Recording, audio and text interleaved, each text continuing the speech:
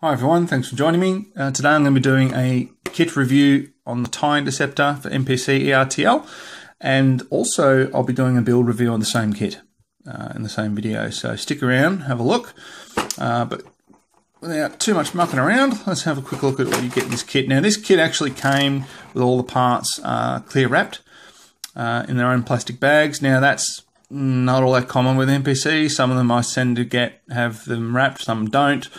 It's a bit of hit and miss, but these ones did come wrapped, so we'll mention that. All right. So let's have a quick look at the instruction manual first. We'll get all this. Oh, you see, one part just fell off there. It's always good to have them clear wrapped because then you can keep them. All right. So we'll start quickly with the instruction. Star Wars, MPC, ERTL, important. These are the things you need. Blah blah blah blah blah blah.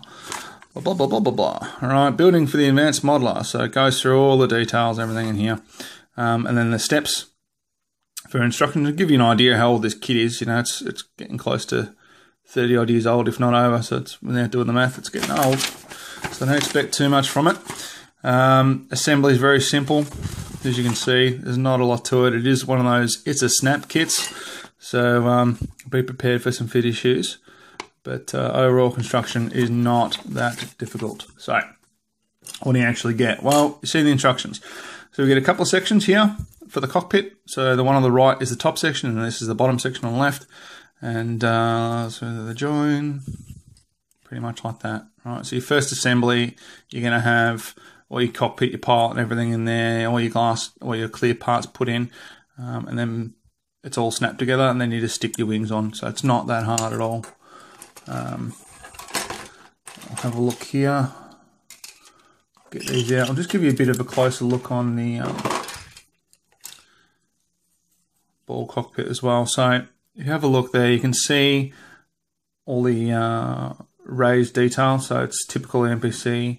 You got your raised panel lines, everything like that. I'll show you how I address those. I'll explain to you how I address those a little later. But yeah, it's a bit hard to pick up in this light. There we go. So it's all raised. It's, yeah, it doesn't bother you, it doesn't bother you. It is an old kit, and that was pretty much how they did things when these were made. So you can't really fault them for that too much. But, you know, these days, just a little bit more work. Get that to look a little bit better. It's easily done, and we'll cover that. So you got your rear section for the cockpit. You got your seat and everything like that, and all your controls for the cockpit. And you got the front section. So this section sits behind the bit of glass, and then you got your pilot in behind here. So pretty simple. These wings actually aren't too bad. The detail on was pretty good. There are a few bits and pieces which are a bit tedious. So you can see you've got sink marks here. So there's 1, 2, 3 sink marks on this one here. Oh, there's a fourth one as well, sorry.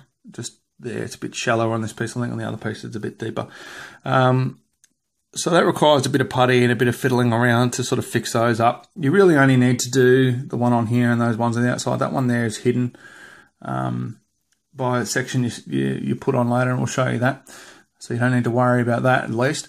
On the inside of the same, you've got some really bad pin and injector marks. So if you have a look there, I mean, that's a pin mark. And I'll zoom in on that for you. Injector mark. Look at that. That's terrible. All right. So that's typical of the age of these kits. There's another one here. Another one at the front here. It's the same on the other side. All right. So you got them here. A bit there. And it just continues in that fashion. And they're on the inside of the wings. So they have thought about it a little bit and thought, oh, we'll try and hide them a little bit in there. So it could be worse. They could have been on the outside. But just a bit of mucking around to get those down and sand them out. Yeah, not great. So you got them at the back here as well. But could be worse. Could be worse. On the one I actually built too, just before we move on, one of these wings was actually really warped. So if you get, like, so look down the length of it, see that's slightly off. All right. And I think that's got to do partly with the framing. So you see the height difference. Corrected that basically by putting it in some warm water. Don't boil water and then put it in the boiling water. You don't want to melt it. But just, you know, warm to touch water, like quite warm. still warm enough that you can put your hands in it without scalding yourself or anything like that. And then sort of heat the frame up, heat the part up, and then slowly bend it, and very gently bend it, and then it will spring back, and then you keep working it and working it and working it and keeping it warm, and you should be able to correct that. All right, so it is a bit of a pain, but you know, here's what it is. It's an old kit, and you can't do much with it. So a similar section on this, similar on this piece as well. Yeah, not as bad. All right. On the ones I had, they were awful. So just be mindful of that, because you will notice it once you've completed your assembly. Sink marks and everything like this, still the same. As I was saying, this one's a bit more pronounced. Inside of the wing, injector pins again. You can see them straight off the bat. Look at that. All right, so not the end of the world, just a bit of fixing up. Overall detail is probably not too bad. All right, it's not bad for an old kit. I would have been happy if I had this when I was younger. So no, you know, not bad. You've got the option of the stand, or you've got the option of these landing legs. I'd probably go the stand, to be honest, everyone. They just look a bit poxy. And these things clip in to the outside of the wings here. So once you've finished your center section assembly and you got all that together, the wings are the last thing you put on. And I pretty much put mine on after I painted it.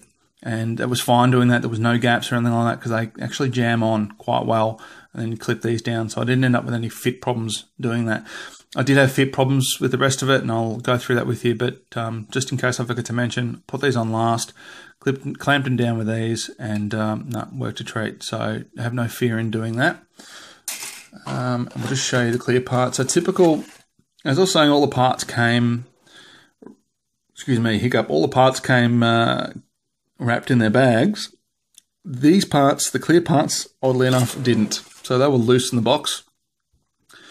And you can see them there, nothing too elaborate, and one of them's come off. Alright, so this sits on the top of the cockpit, underneath that section. Right, so it goes up under there. That's obviously your front of the cockpit. That goes at the back of the cockpit. And we have a little pilot figure here. Right, he's pretty much just a blob of plastic. Yeah, look at that. That's awful. Oh, God. Oh, excuse me, everybody. I have no idea why he's got that behind him. Yeah, I'd say it's got to do with some mold release agent or something. I have no idea, but it looks pretty bad, doesn't it?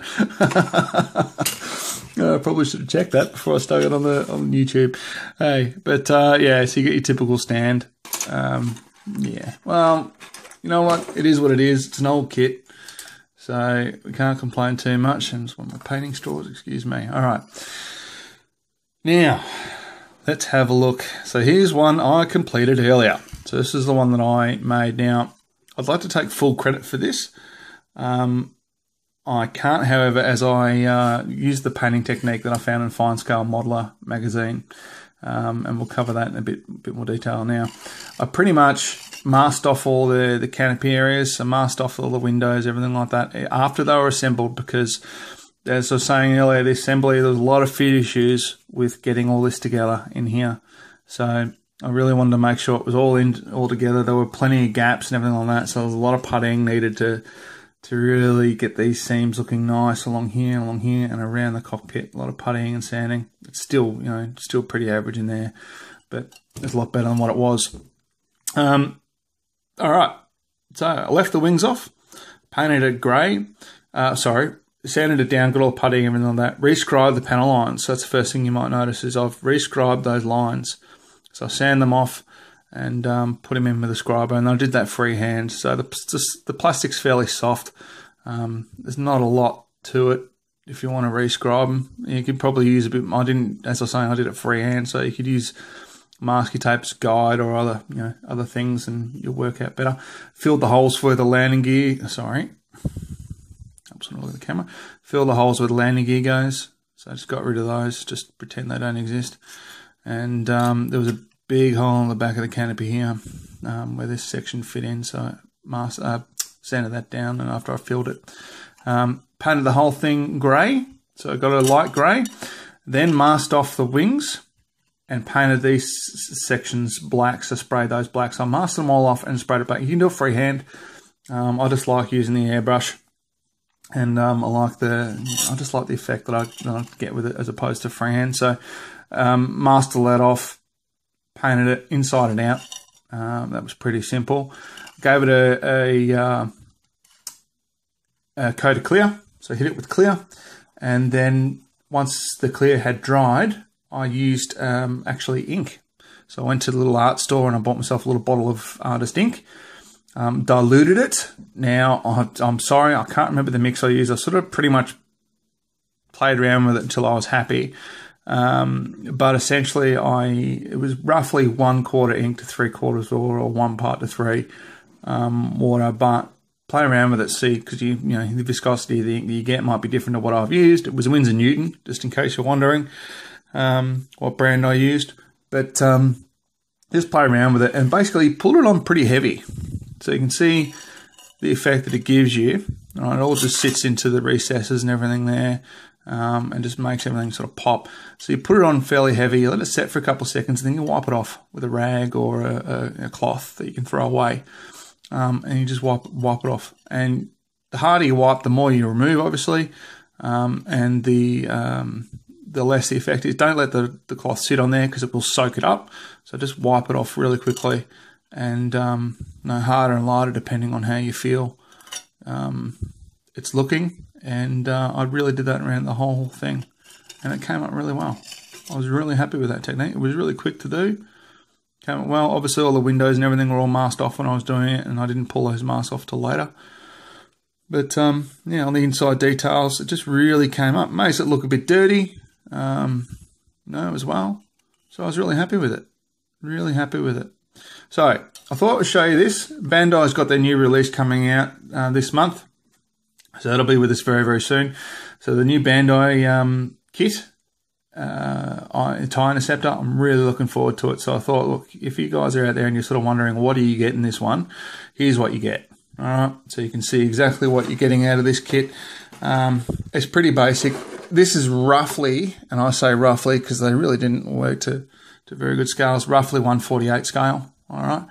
So if you're wondering, what sort of scale compared to the Bandai one, I think the Bandai one's going to be 1/72. And, this is a closer to 1/48 scale, but the detail on the Bandai one and the build, I'm tipping is going to be a lot better. I'm stoked with their products. I can't get enough of them. So, yeah, that concludes the MPC Tie Interceptor build and review. So if you've got any questions, feel free to message me. I'll try and get back to you within 24 hours. I'm normally pretty quick with those. And I'm happy to answer any questions you got, or if you want any tips or more detail on how I did things, by all means. I've got the subscriber competition still running. That's going to be an ongoing thing, guys. So even if you're not interested in the A-Wing, there will be other gifts coming up. So all you got to do is register, subscribe, and like and share and all of the above. And as soon as you get 200 subscribers, we're going to do the first giveaway, and there will be more coming after that. So even if you don't win the first time, you're going to be entered into every draw that I'll do from here on in. Alrighty, so definitely worth having a look at. Tie Interceptor MPC. Let me know what you think. Hope you like the build. I think it's come up all right. A little bit of puttying, a little bit of fixing. But yeah, not too bad. Not too bad. And look forward to the completion of the X-Wing series. We've got that coming up next day or two. So that'll come out, and we'll have more for you from Bandai as well. All right. Thanks for watching. Please like, share, and subscribe. Thanks, guys.